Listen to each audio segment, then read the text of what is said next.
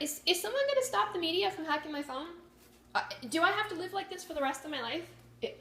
I don't know why this is happening. You know, I don't know why this is happening. I have no privacy at all, and nobody should have to live like this, right? And if I wanted to date a celebrity, all right, if I wanted to date a celebrity, I wouldn't say that I don't want to, because I don't have to. I don't have to say I don't want to date certain people if I do. Obviously, I don't have to say that. So why would I say it? Why would I say it over and over and over and over and over again?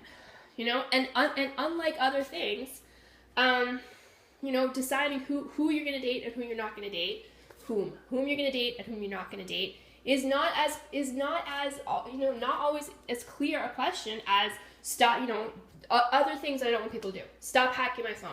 It took me a while to figure out that I could maybe do anything about people hacking my phone. You know, I mean, it's like when I first realized people were doing that, it seemed to me this is hopeless. There is nothing I'm ever going to be able to do about this.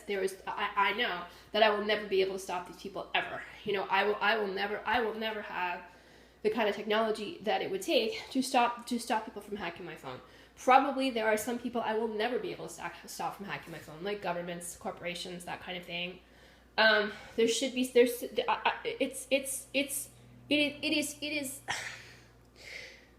I keep getting back to this idea of how totally false it is that any of what's happening, all of these horrible, horrible violations were ever compared to something like the civil rights movement. Because all of this has entirely been about people who are more powerful taking advantage of people who are less powerful. From beginning to end, that's what this is. You know, men sexually taking advantage of women, you know, who have always been and always will be smaller and less powerful than men physically. That's true. I mean, you're gonna get some women who aren't, you know, and some men who aren't, but for the most part, that's the way it is, right? And here's the conglomerate trying to make rape legal.